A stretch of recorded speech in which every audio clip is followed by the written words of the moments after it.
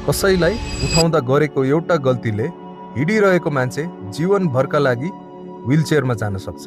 सबैले गर्ने सामान्य गल्ती। कल्पना गर्नुहोस्, काठमाडौँको व्यस्त सडक छ,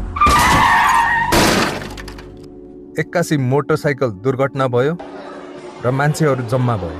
कसैले उठाउनुहोस्, चाँडो अस्पताल लानुपर्छ भनेर चिच्याउन सक्छ। हात समातेर तानेर उठाउन कोसिस हुन सक्छ। घाँटी मोडिन सक्छ र अचानक उचाल्दा यही चालले मेरुदण्डभित्रको स्नायु अर्थात् स्पाइनल कोर्डमा चोट पुग्न सक्छ।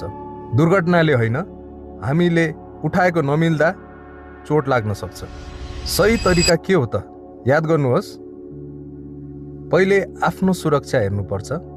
अरू गाडी चलिरहेको छ कि छैन, जोखिम छ कि छैन। पहिले सुरक्षित आफूलाई र बिरामीलाई बनाउनुहोस्।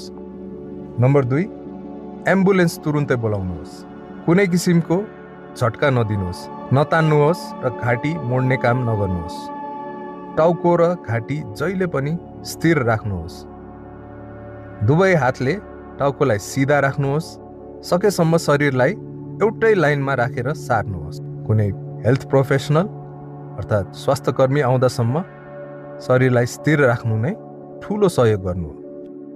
तालिम छैन भने बिरामीलाई धेरै नचलाउनुहोस्। यो किन महत्त्वपूर्ण छ त? मेरुदण्डभित्र स्पाइनल कोर्ड हुन्छ।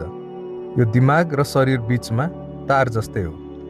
यदि यो दबियो भने या काटियो भने हात खुट्टै नचल्न सक्छ, दिशा पिसाब रोकिन सक्छ, कहिलेकाहीँ सास समेत रोकिन सक्छ। धेरै जसो अवस्थामा दोस्रो चोट पर्न सक्छ, जसलाई हामीले सेकेन्डरी इन्जुरी भन्छौँ, जुन चाहिँ पहिलो चोटभन्दा खतरनाक हुन सक्छ। कल्पना गर्नुहोस्, आजसम्म दौडिरहेको, काम गरिरहेको, परिवार पालिरहेको मान्छे भोलि उठ्दा हात खुट्टै चल्दैन। किन? किनकि कसैले राम्रो नियतले गरे पनि गलत तरिकाले अपनायो भने हात खुट्टा नचल्न सक्छ। त्यसैले भोलि तपाईँले सडकमा दुर्घटना देख्नुभयो भने के गर्ने त? यदि यो भिडियोले तपाईँहरूको सोच परिवर्तन गरेको छ भने सेयर गर्नुहोस्। सायद तपाईँको एउटा सेयरले कसैलाई फेरि हिँड्न मद्दत गर्न सक्छ।